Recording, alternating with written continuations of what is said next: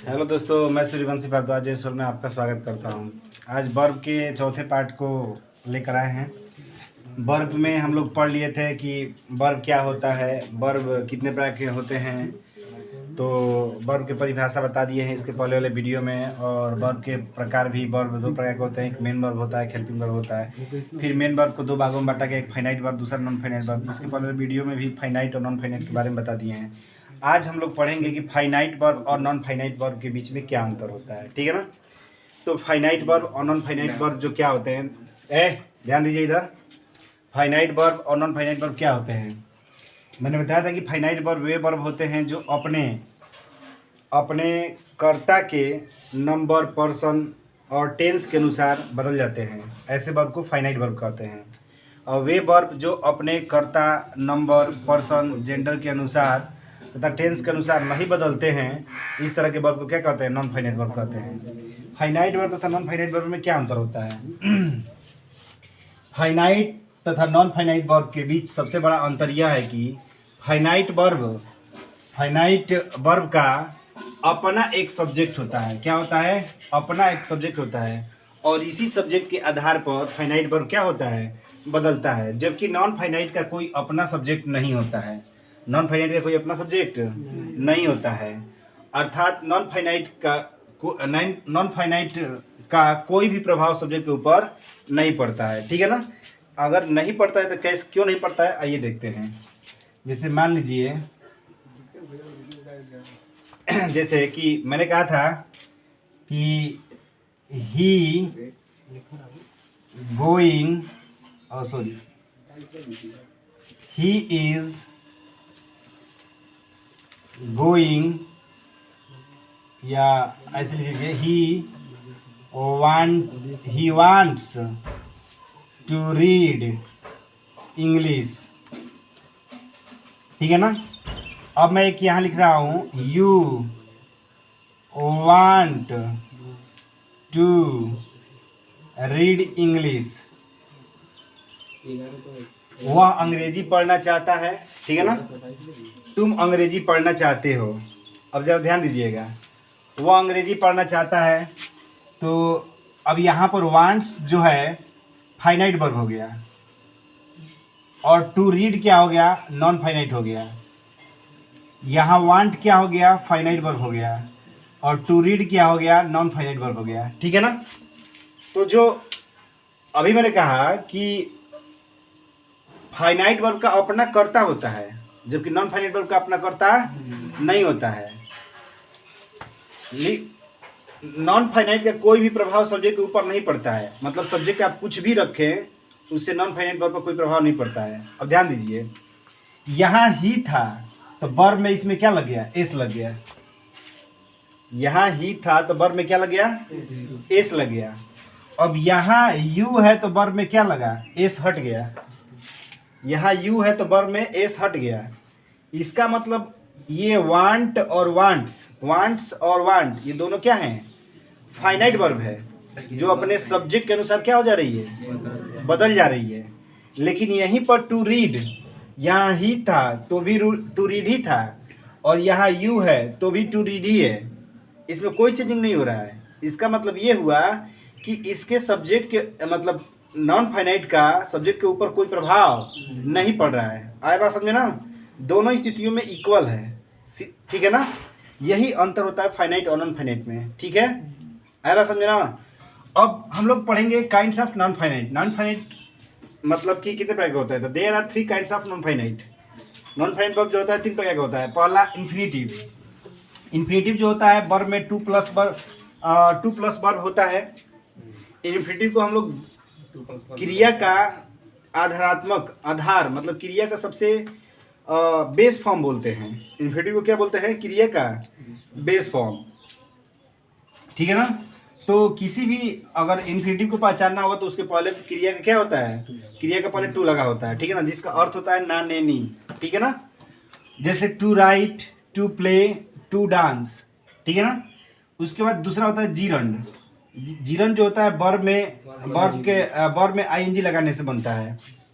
और तीसरा जो होता है पार्टिसिपल होता है। तो पार्टिसिपल 3 प्रकार का होता है, एक होता है प्रेजेंट पार्टिसिपल, दूसरा होता है पास्ट पार्टिसिपल और तीसरा होता है परफेक्ट पार्टिसिपल। तो जो प्रेजेंट पार्टिसिपल होता है उसमें हम लोग वर्ब में आईएनजी जोड़कर बनाते हैं। पास्ट पार्टिसिपल होता है उसमें वर्ब के हम लोग सेकेंड फॉर्म का प्रयोग करते हैं, ठीक है ना। और परफेक्ट पार्टिसिपल होता है उसमें हैविंग प्लस वर्ब के थर्ड फॉर्म का प्रयोग करते हैं, हैविंग प्लस वर्ब के थर्ड फॉर्म का प्रयोग करते हैं, ठीक है ना। इसके बाद हम लोग पढ़ेंगे अब एक एक करके कि इन्फिनिटिव क्या होता है और जीरंड क्या होता है, पार्टिसिपल क्या होता है, ठीक है ना। ये चीजें इतना समझ में आया आप लोगों को, ठीक है। तो चलिए इसको छापिए।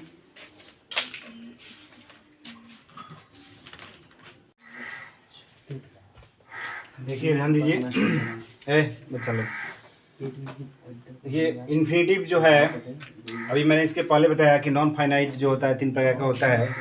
एक होता है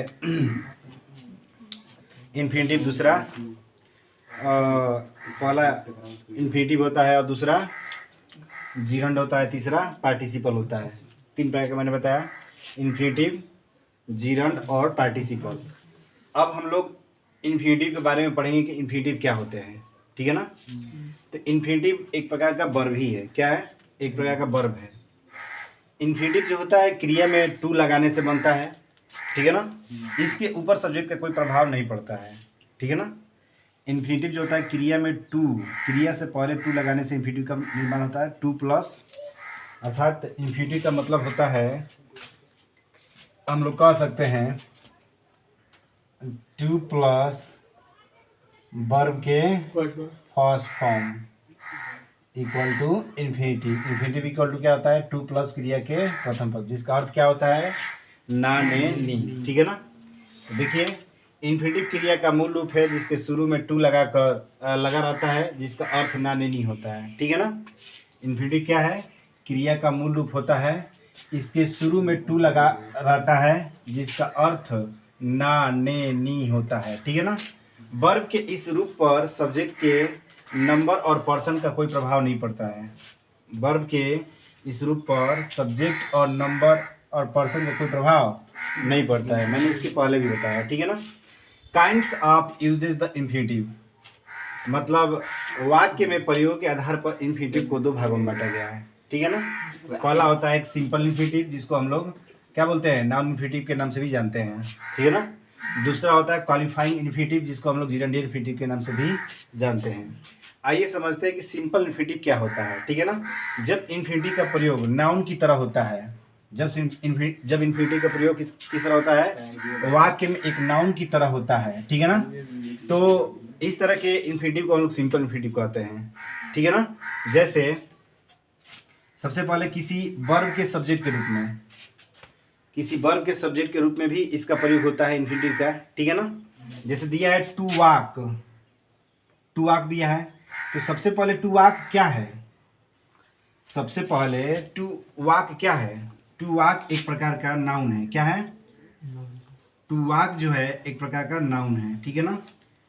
और नाउन में क्या है, ये इन्फिनिटिव है, क्या है,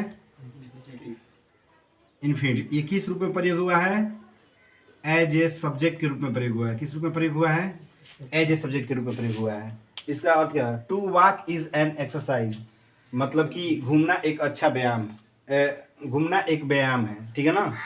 टू वॉक मतलब घूमना क्या है, एक व्यायाम है, एक्सरसाइज का मतलब व्यायाम, ठीक है ना। टू ईरर इज ह्यूमन, मनुष्य गलती का पुतला है, मनुष्य क्या है, गलती का पुतला है, ठीक है ना। तो टू ईरर इज ह्यूमन भी क्या है, टू ईरर इज ह्यूमन भी यही है, क्या है, नाउन है, एक नाउन की तरह प्रयोग हुआ है। दूसरा ये क्या है, इन्फिनिटिव है, इन्फिनिटिव में क्या है, एज ए सब्जेक्ट है, ठीक है ना। उसके बाद दूसरा होता है ट्रांजिटिव वर्ब के रूप में, ठीक है ना। ट्रांजिटिव वर्ब के ऑब्जेक्ट के रूप में प्रयोग होता है इन्फिनिटिव का प्रयोग। जैसे चिल्ड्रेन लाइक टू प्ले, तो बच्चे जो है खेलना पसंद करते हैं, इसका अर्थ क्या होगा, बच्चे खेलना पसंद करते हैं। तो यहाँ पर लाइक क्या है, व्हाट इज द लाइक यहाँ पर ट्रांजिटिव वर्ब है, क्या है, लाइक ट्रांजिटिव वर्ब है, ठीक है ना। और टू प्ले, अब टू प्ले क्या है, ये टू प्ले यहाँ पर ऑब्जेक्ट के रूप में प्रयोग हुआ है, किस रूप में प्रयोग हुआ है, एज ए ऑब्जेक्ट के रूप में, ठीक है ना। वास्तव में टू प्ले क्या है, तो एक इन्फिनेटिव है। क्या है, टू प्ले एक इन्फिनेटिव है, ठीक है ना। चिल्ड्रेन लाइक टू प्ले, मतलब जो लाइक है यहाँ पर किस रूप में प्रयोग हुआ है, ट्रांजिटिव वर्ब के रूप में।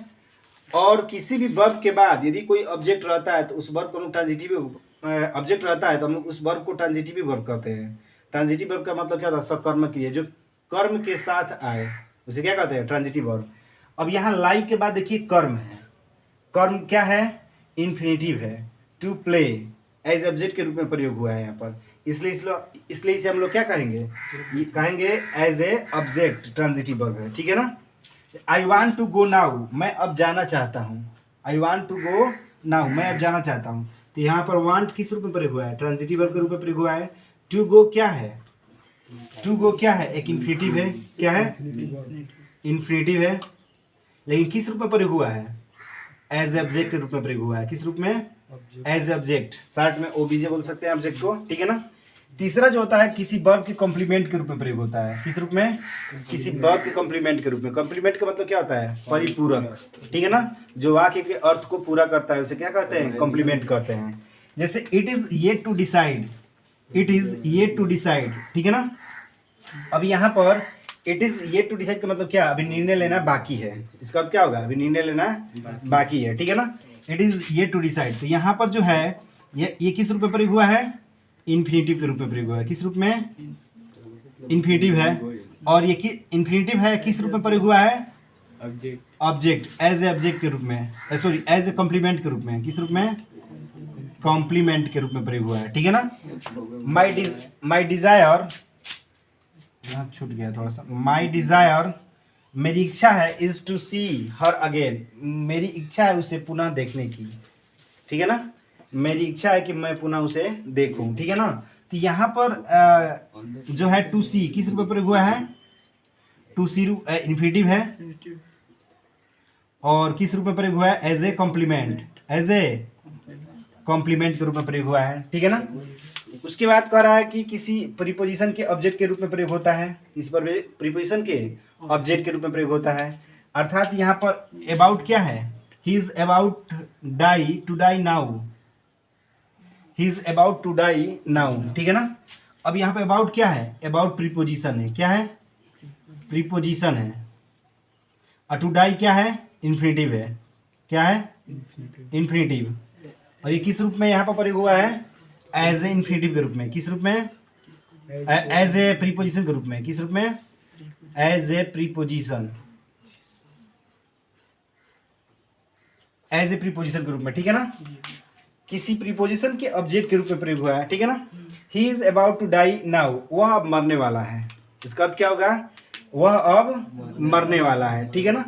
तो देखिए वह अब मरने वाला है, तो अब इसका हिंदी अर्थ लिखेंगे, वह अब मरने वाला है, वह अब मरने, वह अब मरने वाला है। देखिए मरने, ने शब्द आ रहा है ना, ने शब्द आ रहा है ना। तो जिस वाक्य में ना ने नी आता है क्रिया के साथ क्या आता है, ना ने नी आता है, तो वहां पर हम लोग इन्फिनिटिव का प्रयोग करते हैं। आए बात समझे ना। देखिए यहाँ पर लिखा है ना, वह मरने वाला है, ने आ रहा है ना, तो ने आ रहा है, इसका मतलब हम लोग इसमें इन्फिनिटिव का प्रयोग करेंगे। क्या चीजें समझ में आ रही है, हाँ कि नहीं, ठीक है दोस्तों। अगर ग्रामर आपको व्याकरण अगर समझ में आ रहा होगा तो आप चैनल को लाइक, सब्सक्राइब और कमेंट जरूर करें।